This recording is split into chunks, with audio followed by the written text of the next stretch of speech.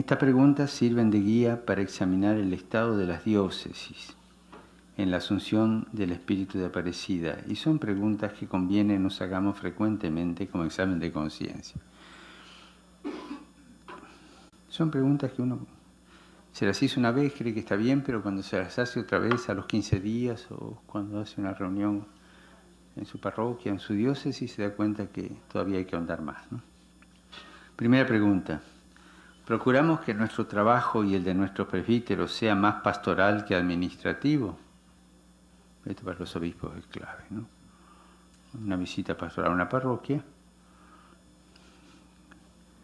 que el moderador de curia, el ecónomo haga la parte administrativa, pero vos, curas, ¿cómo te movés pastoralmente, ¿no? Y acentuar eso.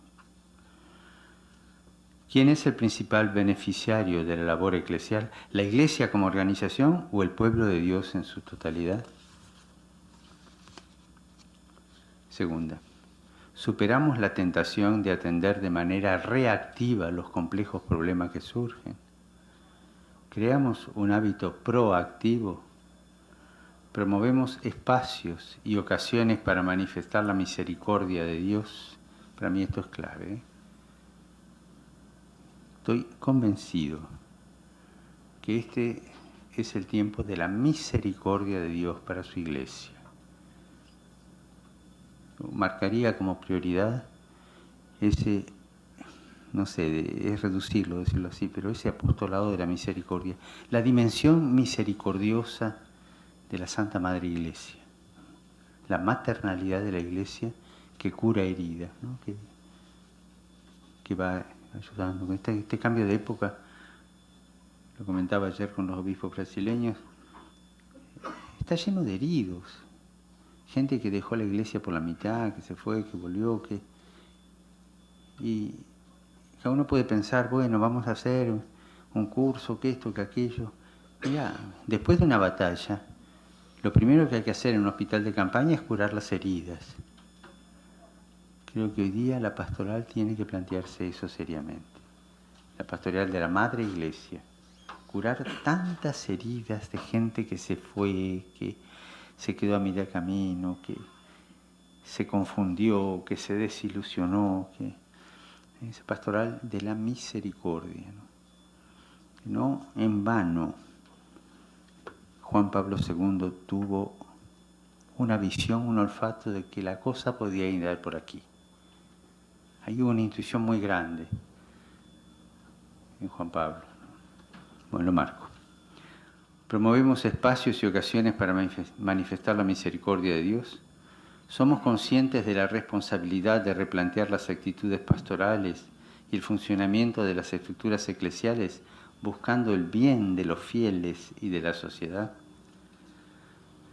Tercera, en la práctica, ¿hacemos partícipes de la misión a los fieles laicos? ¿Ofrecemos la palabra de Dios y los sacramentos con la clara conciencia y convicción de que el Espíritu se manifiesta en ellos? Cuarta, ¿es un criterio habitual el discernimiento pastoral, sirviéndonos, en el buen sentido de la palabra, de los consejos diocesanos? Consejos diocesanos. Esta palabrita tiene que ser más usada. Estos consejos y los parroquiales de pastoral y asuntos económicos son espacios reales para la participación laical en la consulta, organización y planificación pastoral. El buen funcionamiento de los consejos es determinante. Diocesanos, sectoriales, parroquiales. Y creo, no se ofendan, pero lo digo de corazón, creo que estamos muy atrasados en esto. Buenos Aires, recuerdo de las parroquias, menos de la mitad tenían los consejos. Mover a los curas para que entren en esta dinámica cuesta mucho. Quinta, los pastores, obispos y presbíteros tenemos conciencia y convicción de la misión de los fieles y le damos la libertad para que vayan discerniendo, conforme a su proceso de discípulos, la misión que el Señor les confía. los apoyamos y acompañamos, superando cualquier tentación de manipulación o sometimiento indebido. Estamos siempre abiertos para dejarnos interpelar en la búsqueda del bien de la Iglesia y su misión en el mundo. Abierto a la interpelación, ¿no?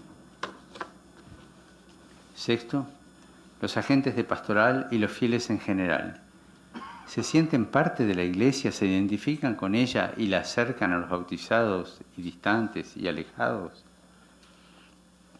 Como se puede apreciar, aquí están en juego actitudes en esta pregunta, ¿no? La conversión pastoral atañe principalmente a las actitudes y a una reforma de vida.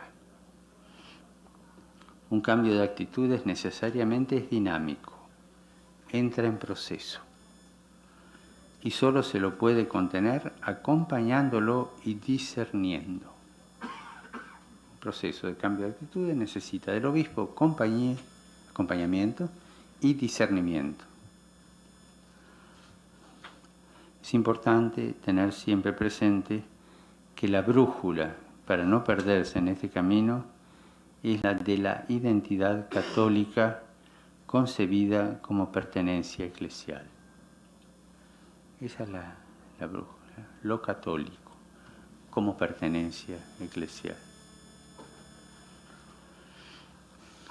Esta era la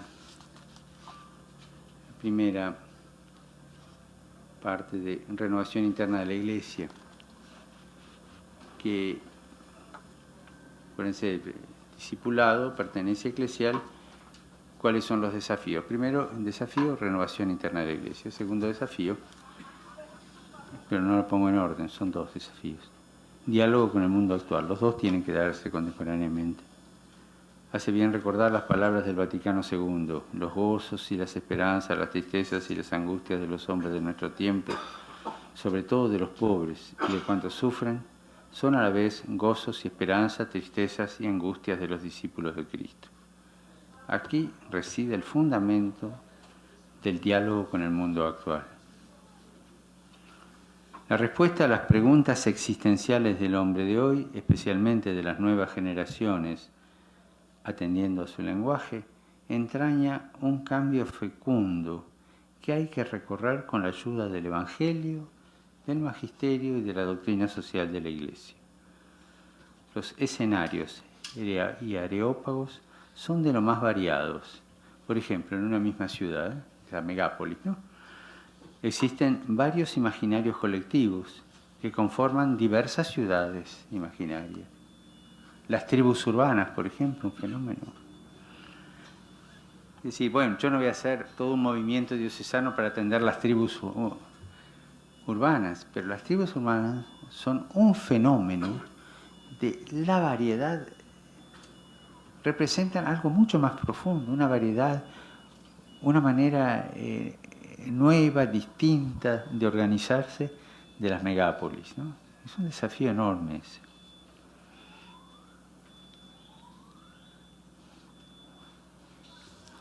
Si nos mantenemos solamente en los parámetros de la cultura de siempre, en el fondo una cultura de base rural, el resultado terminará anulando la fuerza del Espíritu Santo.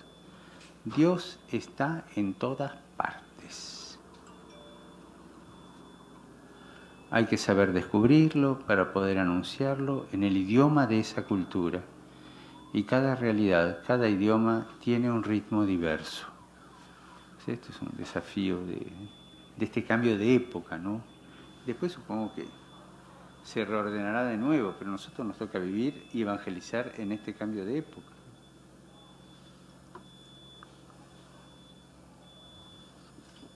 Entonces, estuve pensando cuáles son las tentaciones más frecuentes contra el discipulado misionero que hay hoy día en América Latina. Voy a mencionar algunas. La opción por la misionariedad del discípulo será tentada. O sea, no existe un seguimiento de Jesucristo sin tentación. Desde el obispo para abajo, todos van a ser tentados. Sí, sí, no se salva a nadie. Es parte de la vida cristiana, porque eso te lleva a la conversión, a descubrir dónde está el Espíritu de Dios, dónde está el espíritu del mundo, el demonio, ¿no es cierto? Es importante saber por dónde va el mal espíritu para ayudarnos en el discernimiento. No se trata de salir a cazar demonios, no es eso, sino simplemente de lucidez y astucia evangélica. Menciono solo algunas actitudes que configuran una iglesia tentada. Se trata de conocer ciertas propuestas actuales que pueden mimetizarse en la dinámica del discipulado misionero y detener hasta hacer fracasar el proceso de conversión pastoral. Una es la ideologización del mensaje evangélico. Es una tentación que se dio en la Iglesia desde el principio. Buscar una hermenéutica de interpretación evangélica fuera del mismo mensaje del Evangelio y fuera de la Iglesia. Un ejemplo, Aparecida en un momento sufrió esta tentación bajo la forma de asepsia. Se utilizó, y está bien, el método de ver, juzgar y actuar. Acuérdense el número 19, ¿no? Que decíamos vamos a usar esto. La tentación estaría en optar por un ver totalmente aséptico, un ver neutro, lo cual es inviable. Siempre el ver está afectado por la mirada. No existe una hermenéutica aséptica. La pregunta era, me estoy refiriendo a la tentación que hubo un momento en Aparecida. La pregunta era entonces, ¿con qué mirada vamos a ver la realidad para seguir este método de ver, juzgar y hablar? Aparecida respondió con la mirada de discípulo. Y así se entienden el porqué de los números 20 al 32, antes de empezar a hacer el análisis de la realidad.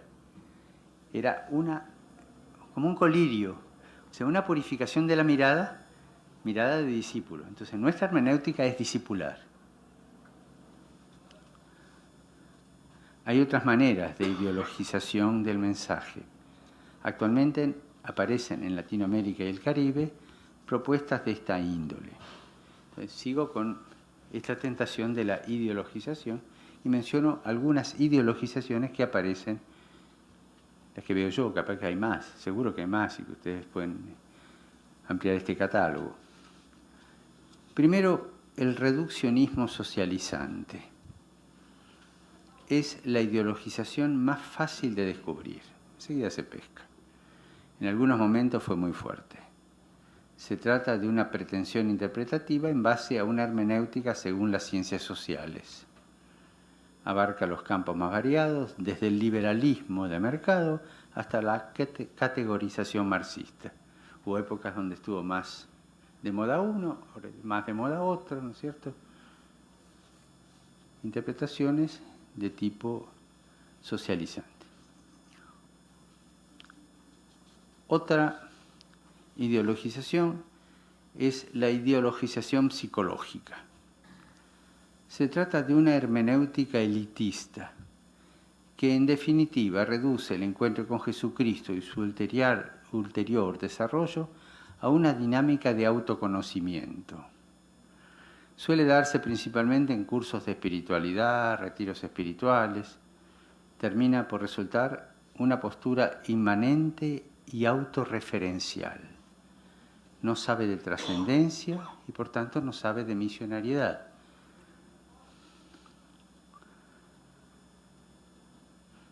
Yo no tengo nada contra el eneagrama, no, como sí, pero cuando vos te encontrás que en un curso de ejercicios espirituales, la primera semana de los ejercicios se hace en base al enagrama para conocerte a vos mismo, decime dónde termina el coloquio de misericordia con Cristo resucitado. ¿Pescan por dónde está la tentación? El psicologismo. Entonces hay una hermenéutica psicologista que termina en una cosa buena. No es malo, el autoconocimiento es bueno, pero no es la misionaridad discipular que estamos buscando. Y ahí podemos ser tentados. Tercero, la propuesta gnóstica. bastante ligada a la tentación anterior. También suele darse en grupos de élites en América Latina con una propuesta de espiritualidad superior, bastante desencarnada, que termina por desembarcar en posturas pastorales de cuestiones disputate. Acordémonos que fue la primera desviación de la comunidad primitiva y reaparece a lo largo de la historia de la Iglesia en ediciones corregidas y renovadas. Vulgarmente, a los que están en esta tentación se los puede denominar católicos ilustrados, por ser actualmente herederos de la Ilustración, es decir, una gnosis desde la cual interpretan el Evangelio y de ahí la pastoral y todo, ¿no? Una cosa interesante, con el inicio del pontificado uno recibe cartas, propuestas, le hacen llegar inquietudes. Este tipo de fieles, de católicos, las propuestas, los deseos, a ver que con los nuevos aires que pueda haber, todas esas cosas que dice. Y bueno, que se casen los curas, que se ordenen las monjas, que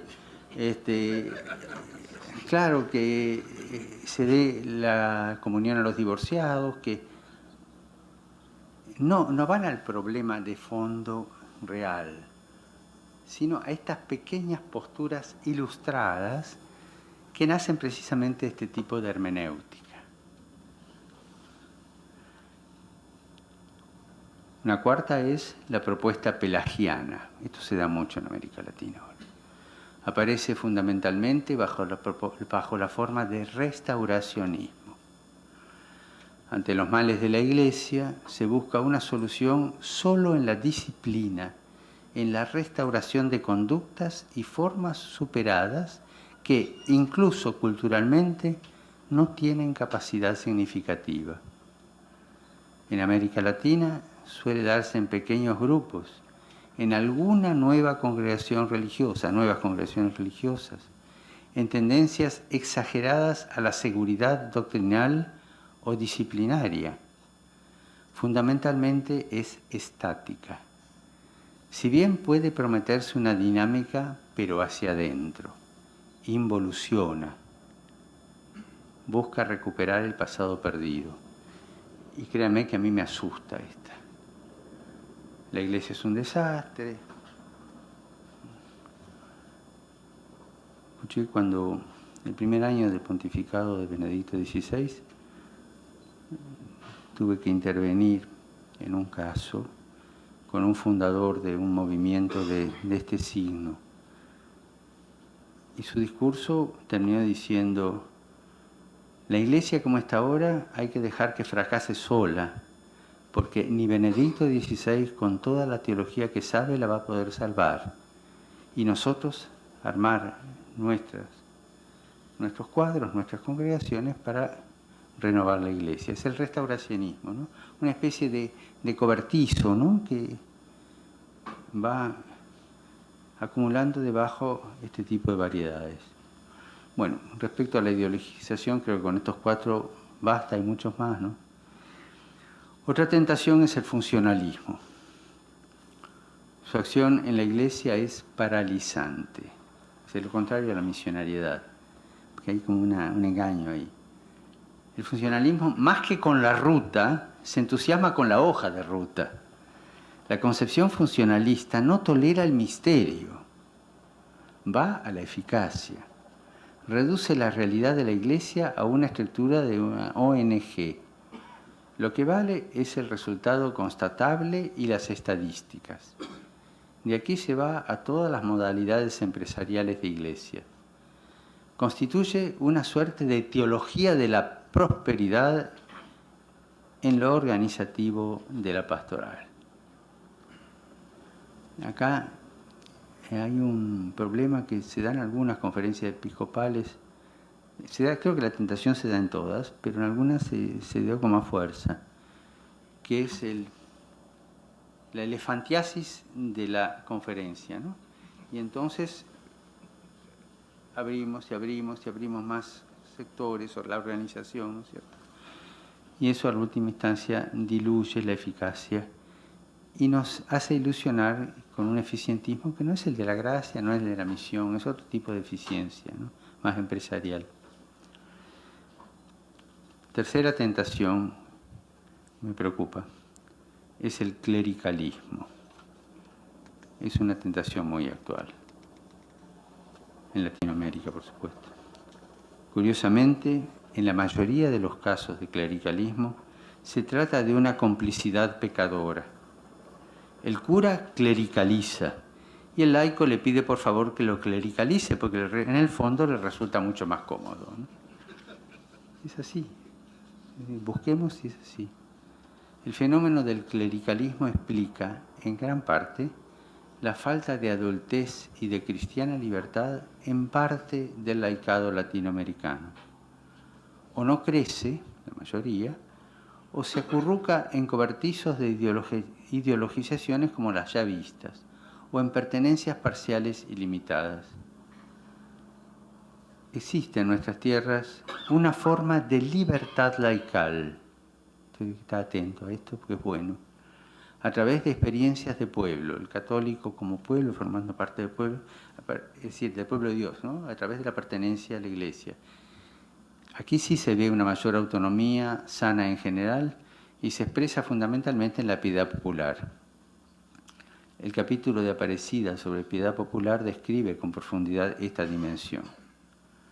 La propuesta de los grupos bíblicos, de las comunidades eclesiales de base, de los consejos pastorales, va en la línea de superación del clericalismo y de un crecimiento de la responsabilidad laical.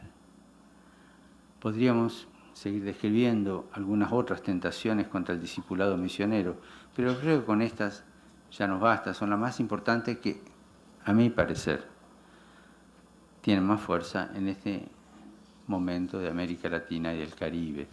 Ojo que al describirlas estoy caricaturizando, pero para que se entienda un poco la cosa, dónde está la tentación. Por ahí no son tan fuertes, pero la caricatura a veces nos ayuda a descubrir dónde está el mal espíritu. Algunas pautas eclesiológicas. Quinto. El discipulado misionero que Aparecida propuso a las iglesias de América Latina y el Caribe es el camino que Dios quiere para este hoy. Toda proyección utópica hacia el futuro o restauracionista hacia el pasado no es del buen espíritu. Dios es real y se manifiesta en el hoy. Hacia el pasado, su presencia se nos da como memoria de la gesta de salvación, sea en su pueblo, sea en cada uno de nosotros. Hacia el futuro se nos da como promesa y esperanza. En el pasado Dios estuvo y dejó su huella. La memoria nos ayuda a encontrarlo. En el futuro solo es promesa y no está en los 1001 futuribles. El hoy es lo más parecido a la eternidad. Más aún, el hoy es la chispa de eternidad. En el hoy se juega la vida eterna. El discipulado misionero es vocación, llamado e invitación. Se da en un hoy, pero en tensión. No existe el discipulado misionero estático. El discípulo misionero no puede poseerse a sí mismo. Su inmanencia está en tensión hacia la trascendencia del discipulado y hacia la trascendencia de la misión. No admite la autorreferencialidad. O se refiere a Jesucristo o se refiere al pueblo al que debe anunciar. Sujeto, el discípulo misionero es un sujeto que se trasciende. Sujeto proyectado hacia un encuentro. El encuentro con el maestro que lo unge discípulo y el encuentro con los hombres que esperan el anuncio. Por eso me gusta decir que la posición del discípulo misionero no es una posición de centro, sino de periferias. Vive tensionado hacia las periferias, incluso las de la eternidad en el encuentro con Jesucristo. En el anuncio evangélico, hablar de periferias existenciales descentra y habitualmente tenemos miedo a salir del centro. El discípulo misionero es un descentrado. El centro es Jesucristo que convoca y envía. El discípulo es enviado a periferias existenciales. Segundo, la Iglesia es institución, pero cuando se erige en un centro, se funcionaliza y poco a poco se transforma en una ONG. Vimos en una de las tentaciones. Entonces la Iglesia pretende tener luz propia, la gran tentación de la Iglesia, tener luz propia. Y deja de ser ese mysterium lune del que nos hablaban los santos padres, misterio de la luna. Se vuelve cada vez más autorreferencial y se debilita su necesidad de ser misionera. De institución, fundada por Jesucristo, se transforma en obra. Deja de ser esposa para terminar siendo administradora. De servidora se transforma en controladora.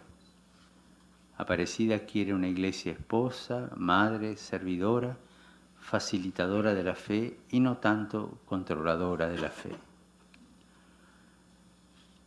Tercero, en Aparecida se dan de manera relevante dos categorías pastorales que surgen de la misma originalidad del Evangelio y también pueden servirnos de pauta para evaluar el mundo como vivimos eclesialmente, para evaluar el modo como vivimos eclesialmente el discipulado misionero. Las dos categorías son la cercanía y el encuentro. Ninguna de las dos es nueva, sino que conforman la manera como Dios se reveló en la historia. Es el Dios cercano a su pueblo, cercanía que llega al máximo al encarnarse. Es el Dios que sale al encuentro de su pueblo. Existen en América Latina y el Caribe pastorales lejanas, pastorales disciplinarias que privilegian los principios, las conductas, los procedimientos organizativos, por supuesto sin cercanía, sin ternura, sin caricia. Se ignora la revolución de la ternura que provocó la encarnación del Verbo. Hay pastorales planteadas con tal dosis de distancia que son incapaces de lograr el encuentro. Encuentro con Jesucristo, encuentro con los hermanos. Este tipo de pastorales, a lo más, pueden prometer una dimensión de proselitismo, pero nunca llegan a lograr ni inserción eclesial ni pertenencia eclesial. La cercanía crea comunión y pertenencia, da lugar al encuentro. La cercanía toma forma de diálogo y crea una cultura del encuentro. Una piedra de toque para calibrar la cercanía y la capacidad de encuentro de una pastoral es la homilía. ¿Qué tal son nuestras homilías? La pregunta que nos tenemos que hacer nosotros y que se la tienen que hacer los curas y los diáconos. ¿Nos acercan al ejemplo de nuestro Señor que hablaba como quien tiene autoridad? ¿O son meramente preceptivas, lejanas, abstractas? Pero para mí está la piedra de toque sobre la cercanía y el encuentro. Cómo uno tiene la homilía, ¿no? Y no nos olvidemos lo que es la teología de la homilía, ¿no es cierto? Esa ex opere operantis a través de la Iglesia. O sea, no es ni un ex opere operato como la tesis luterana, ni es un ex opere operantis meramente como el agua bendita. Es otra cosa que está en el medio, ¿no es cierto? Es un opere operantis, pero tirando al operato, y es un opere operato, pero no tan calificativo, pero es por la autoridad de la Iglesia. Y eso refleja también mi pertenencia a la Iglesia y cómo la vivo, ¿no? Una cosa que no puse acá, que se me pasó, la puse en el discurso de los obispos brasileros, es que pastoral en última instancia es el ejercicio de la maternalidad de la Iglesia. O sea, ser pastoral es que la Iglesia sea madre, punto. Y a veces nos olvidamos de eso y la pobre es madrastra, ¿no? Cuarto, quien conduce, ya estoy terminando, quien conduce la pastoral, quien conduce la misión continental, sea programática como paradigmática, es el obispo. El obispo debe conducir, que no es lo mismo que mandonear, pero debe conducir. Además de señalar las grandes figuras del episcopado latinoamericano, que las tenemos, y que todos conocemos, quisiera añadir aquí algunas líneas sobre el perfil del obispo. Ya se lo dije a los nuncios en la reunión que tuvimos en Roma. Unos rasgos que creo que son claves sobre el perfil del obispo que yo considero importantes. Los obispos han de ser pastores, cercanos a la gente, padres y hermanos, con mucha mansedumbre, pacientes y misericordiosos. Hombres que amen la pobreza, sea la pobreza interior como libertad ante el Señor, sea la pobreza exterior como simplicidad y austeridad de vida. Hombres que no tengan psicología de príncipes. Hombres que no sean ambiciosos y que sean esposos de una iglesia sin estar a la expectativa de otra. Más importante, el fenómeno de los obispos polígamos, ¿no? Es decir, que están casados con una, pero esperando a ver cuándo viene la promoción, ¿no? Hombres capaces de estar velando sobre el rebaño que les ha sido confiado y cuidando todo aquello que lo mantiene unido. Vigilar sobre su pueblo con atención sobre eventuales peligros que lo amenacen, pero sobre todo para cuidar la esperanza de su pueblo. El obispo tiene que cuidar la esperanza de su pueblo, que haya sol y luz en los corazones. Hombres capaces de sostener con amor y paciencia los pasos de Dios en su pueblo. Y el sitio del obispo para estar con su pueblo es triple: o delante para indicar el camino, o en el medio para mantenerlo unido y neutralizar los desbandes, o detrás para evitar que alguno se quede rezagado, pero también y fundamentalmente porque el rebaño mismo tiene olfato para encontrar nuevos caminos. No quisiera abundar en más detalles sobre la persona del obispo, sino simplemente añadir, incluyéndome en esta afirmación, que estamos un poquito retrasados en lo que a conversión pastoral se refiere. Conviene que nos ayudemos un poco más a dar los pasos que el Señor quiere para nosotros, los obispos, en este hoy de América Latina y el Caribe. Y sería bueno empezar por aquí. Bueno, les agradezco la paciencia de escucharme. Perdonen el desorden de la charla. Y les pido que tomemos en serio nuestra vocación de servidores del santo pueblo fiel de Dios. Porque en eso se ejercita y se muestra autoridad, en la capacidad de servicio. Gracias.